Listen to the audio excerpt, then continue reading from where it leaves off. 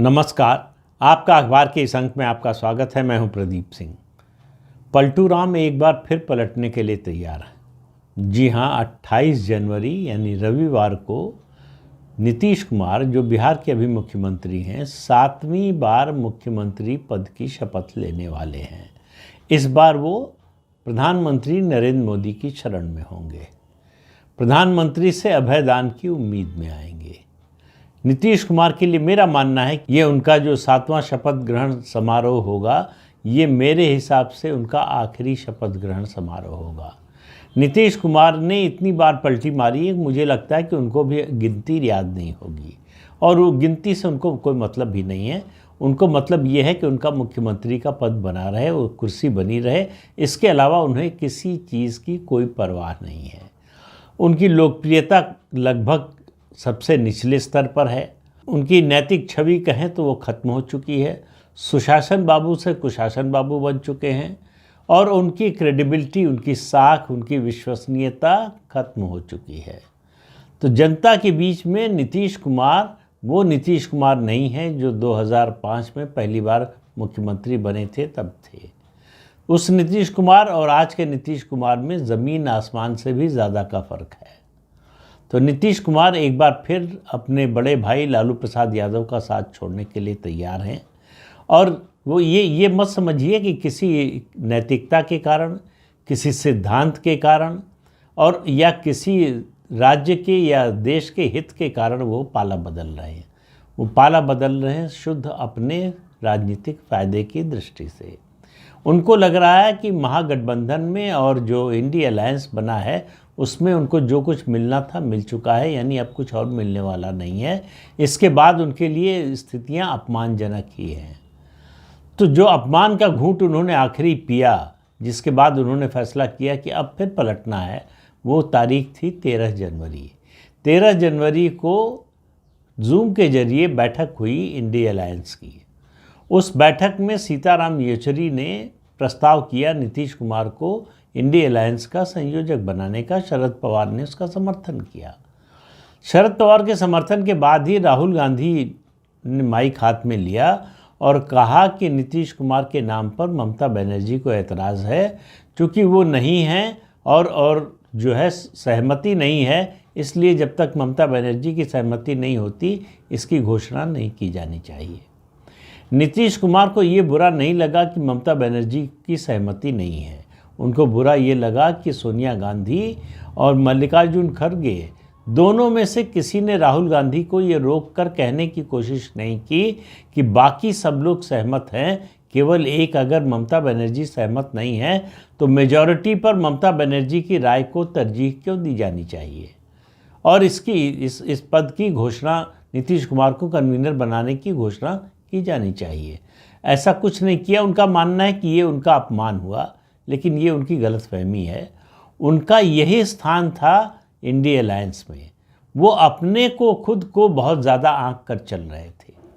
लेकिन बात ये नहीं कि इंडिया अलायंस में उनका अपमान हुआ कि सम्मान होता कि नहीं होता, वो मुद्दा आज का नहीं है। मुद्दे मेरे सामने दो प्रश्न हैं। एक, नीतीश कुमार की इसके बाद की राजनीति क्या होगी। नीतीश कुमार मुख्यमंत्री के रूप में आ रहे हैं। मैंने पिछले वीडियो में कहा था कि दो शर्तें हैं, या तो मुख्यमंत्री पद बना रहेगा या जो 17 लोकसभा सीटें हैं वो बरकरार रहेंगी। दोनों नहीं हो सकता। तो इसका मतलब मुख्यमंत्री बनकर आ रहे हैं तो 17 सीटें लोकसभा की किसी भी हालत में नहीं मिलने वाली। अब कितनी सीटों पर समझौता होता है ये बाद की बात है, अभी उसमें थोड़ा समय लगेगा। 28 जनवरी के बाद दो घटनाएँ होने वाली हैं। 29 जनवरी को राहुल गांधी की भारत जोड़ो न्याय यात्रा बिहार में प्रवेश करने वाली है। नीतीश कुमार घोषणा कर चुके हैं कि वो उसमें शामिल नहीं होंगे। और 5 फरवरी को पश्चिमी चंपारण के बेतिया में प्रधानमंत्री नरेंद्र मोदी की रैली होने वाली है। उसमें नीतीश कुमार साथ आने के बाद पहली बार प्रधानमंत्री के साथ मंच साझा करेंगे। तो ये दो घटनाएं बता रही हैं कि बिहार की राजनीति में क्या बदलाव आया है। लेकिन मैं आज जो दो प्रश्न मैंने आपके सामने रखे कि जिन पर आज मैं चर्चा करना चाहूँगा, एक नीतीश कुमार की आगे की राजनीति और दूसरा प्रश्न जो आपके मन में होगा, मेरे मन में भी है और हज़ारों लाखों लोगों के मन में होगा कि आखिर भारतीय जनता पार्टी नीतीश कुमार को फिर से क्यों ले रही है। जिस व्यक्ति ने इतनी बार धोखा दिया है और इस बुरी तरह से धोखा दिया है कि पार्टी को मुश्किल में डाल दिया है, संकट के समय पर ब्लैकमेल किया है, उस व्यक्ति का साथ क्यों ले रही है जब सब कुछ पूरा देश राममय हुआ है। कोई दिक्कत नहीं है भारतीय जनता पार्टी को, किसी तरह की कोई समस्या नहीं है, बाकी जगह तो छोड़िए बिहार में भी नहीं है। तो इसलिए नीतीश कुमार को आखिर बीजेपी ले क्यों रही है, जबकि बीजेपी एक समय कह रही थी कि नीतीश कुमार के लिए दरवाजे बंद हो चुके हैं, अब उनकी वापसी की कोई संभावना नहीं है, लेकिन फिर से दरवाजे खोल दिए गए हैं। वैसे राजनीति को संभावनाओं का खेल कहते हैं, संभावना हमेशा बनी रहती है, लेकिन नीतीश कुमार का जहाँ तक सवाल है, उनकी जिस नेता की कोई क्रेडिबिलिटी नहीं हो, कोई साख नहीं हो, कोई विश्वसनीयता नहीं हो, उस पर भरोसा करना, इससे बड़ी गलती राजनीतिक भूल और कोई होती नहीं। तो बीजेपी ये भूल क्यों कर रही है? तो पहले नीतीश कुमार की राजनीति की। नीतीश कुमार को मालूम है कि ये उनकी राजनीति का आखिरी दौर है। उनके सामने एक ही लक्ष्य है कि जितने ज़्यादा समय तक मुख्यमंत्री बने रह सकें उतने समय तक बने रहें। तो अब पलटी मारने से उन्होंने इतना इंश्योर कर लिया है कि 2024 के लोकसभा चुनाव तक तो मुख्यमंत्री रहेंगे ही।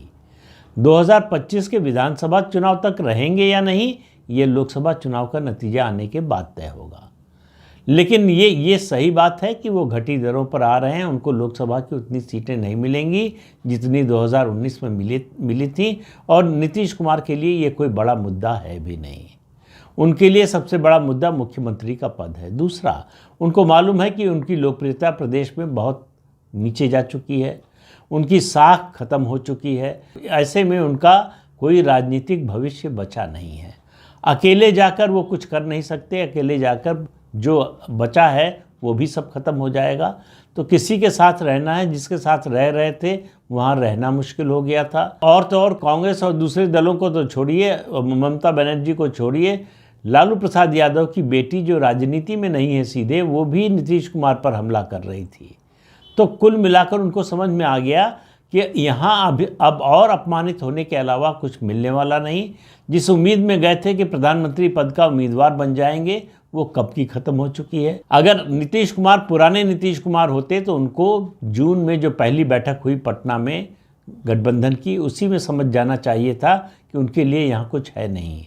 लेकिन नीतीश कुमार को समझने में बहुत देर लगी। तो अब वो केवल अपना मुख्यमंत्री का पद बचाने के लिए यहाँ आए हैं। उनके लिए 2025 का चुनाव आखिरी चुनाव होगा, अगर वो चुनाव लड़ते हैं तो नीतीश कुमार का कोई राजनीतिक भविष्य बचा नहीं है। उनके सामने सिर्फ वर्तमान है। वर्तमान को जितना बेहतर बना सकें, जितना कुछ है उसको बचा कर रख सकें, ये एकमात्र उद्देश्य उनका ये है। अब सवाल ये है कि भाजपा ने उनको क्यों लिया, भाजपा की ऐसी क्या मजबूरी है। देखिए, भाजपा जो पिछले 10 साल की भाजपा है, प्रधानमंत्री नरेंद्र मोदी और केंद्रीय गृह मंत्री अमित शाह की भाजपा, वो इस तरह के तात्कालिक लाभ हानि के मुद्दों को सोचकर फैसले नहीं करती, राजनीतिक फैसले। उनको मालूम है कि नीतीश कुमार उनके लिए कोई एसेट नहीं है, कुछ मायने में लायबिलिटी भी है। उनके अपने कार्यकर्ताओं में इस बात को लेकर बहुत उत्साह नहीं होगा कि नीतीश कुमार लौट आए हैं। उत्साह उन लोगों में होगा जो सरकार में मंत्री बनेंगे, डिप्टी सीएम बनेंगे, उन लोगों में ज़रूर उत्साह होगा। और उन लोगों में भी उत्साह होगा जिनको लग रहा होगा कि लोकसभा चुनाव की दृष्टि से ये कॉम्बिनेशन पहले की तुलना में ज़्यादा बेहतर, ज़्यादा मजबूत है। लेकिन क्या भाजपा ने नीतीश कुमार को वापस लेने का फैसला इसी के लिए किया? मुझे नहीं लगता। मुझे लगता है कि भाजपा ने नीतीश कुमार को वापस लेने का फैसला नीतीश कुमार को ध्यान में रखकर बिल्कुल नहीं किया। नीतीश कुमार का से फ़ायदा होगा, नुकसान होगा, सीटें जीतने में लोकसभा की मदद मिलेगी, नहीं मिलेगी, वो लायबिलिटी होंगे, एसेट होंगे, ये सब सोचकर नहीं किया। जैसे अर्जुन का लक्ष्य चिड़िया की आंख पर था, उसी तरह से प्रधानमंत्री नरेंद्र मोदी का लक्ष्य केवल और केवल लोकसभा चुनाव पर है। और लोकसभा चुनाव में भी उनका जो अघोषित प्रण मुझे नज़र आता है कि कांग्रेस पार्टी को जो उसकी लोकसभा में 53 सीटें हैं, उतनी भी नहीं मिलने देना है एक। और ये जो गठबंधन बना है, इंडी अलायंस बना है, इसको ध्वस्त कर देना है। तो इन दोनों उद्देश्यों की पूर्ति नीतीश कुमार को लेने से होती है। नीतीश कुमार इस गठबंधन के आर्किटेक्ट थे, उन्होंने ही इसकी शुरुआत की, उन्होंने ही लोगों को जोड़ने का प्रयास शुरू किया और दलों से भी बात की थी, जो नहीं आए उनसे भी बात की थी और बाकी लोगों को जोड़ने का काम किया था। तो जो आर्किटेक्ट था इस गठबंधन का वही छोड़कर भाग गया, ये संदेश जनता में चला गया। तो एक तो गठबंधन की जो धुरी थी, नैतिक धुरी थी, वो खत्म हो गई, वो टूट गई। दूसरा, गठबंधन जो है वो अपने ही भार से टूट रहा है। मैं बार बार कहता रहा हूँ कि ये गठबंधन बनेगा नहीं, बनेगा तो चलेगा नहीं, चलेगा तो कभी जीतेगा नहीं, वो सामने दिखाई दे रहा है।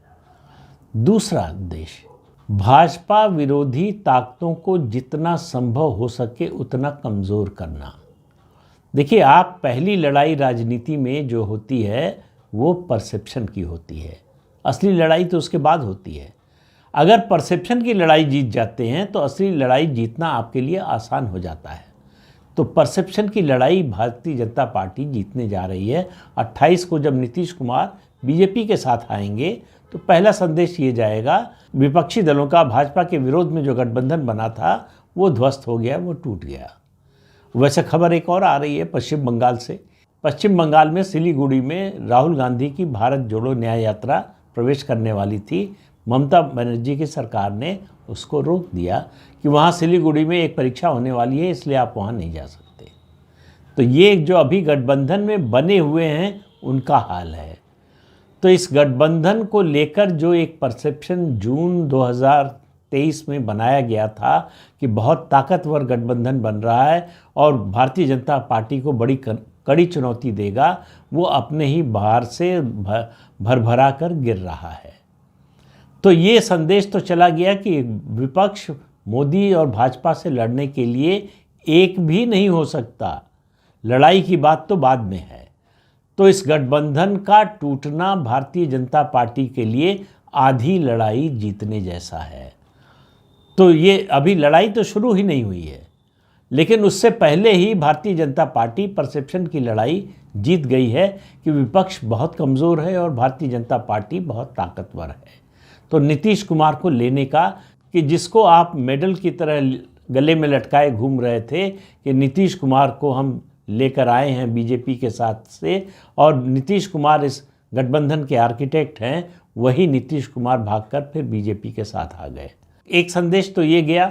बाकी जो टूट हो रही है गठबंधन में, सीटों के तालमेल की संभावना दिन पर दिन खत्म होती जा रही है, जहाँ भी होना था। कुल मिलाकर मेरा मानना है कि ये गठबंधन उसी रूप में रहेगा जिस रूप में 2019 में था, यानी यूपीए बनाम एनडीए की ही लड़ाई होगी। यूपीए में जो पार्टियां थीं वो भी अब पूरी तरह से नहीं रह गई हैं। जैसे एनसीपी जो है वो आधी हो गई है, उसके अलावा आरजेडी कमज़ोर हो गई है। अलग अलग राज्यों में देखें तो जो साथी दल थे, चाहे वो तमिलनाडु में डीएमके का मामला हो या अन्य किसी और राज्य में हो, लगातार विपक्षी दलों की स्थिति कमज़ोर होती जा रही है। और भारतीय जनता पार्टी ये संदेश देने में नीतीश कुमार को तोड़कर कामयाब हुई है कि विपक्षी गठबंधन किसी मजबूत धरातल पर खड़ा ही नहीं था, वो पोली ज़मीन पर खड़ा था और अब जो है भरभरा कर वो धंसता जा रहा है, ज़मीन के अंदर जा रहा है। तो नीतीश कुमार को लेने का फैसला भारतीय जनता पार्टी ने इसलिए किया, इसलिए नहीं कि उससे कोई बहुत बड़ा फ़ायदा होने वाला है। भारतीय जनता पार्टी जितनी सीटें नीतीश कुमार के आने के बाद जीतेगी, ना आते तब भी उतनी ही जीतती। बिहार की बात कर रहा हूँ। तो इसलिए जो है नीतीश कुमार के आने ना आने से बिहार में भाजपा की परफॉर्मेंस पर कोई बड़ा अंतर नहीं पड़ने वाला, लेकिन परसेप्शन की जो लड़ाई है वो भारतीय जनता पार्टी अभी से जीत गई है, चुनाव की अधिसूचना जारी होने से पहले ही। तो इस अंक में इतना ही। अगले अंक में फिर मिलेंगे किसी नए मुद्दे के साथ। तब तक के लिए अनुमति दीजिए। आपसे अनुरोध है कि ये चैनल देखिए, शेयर कीजिए, लाइक कीजिए और सब्सक्राइब ज़रूर कीजिए। नमस्कार।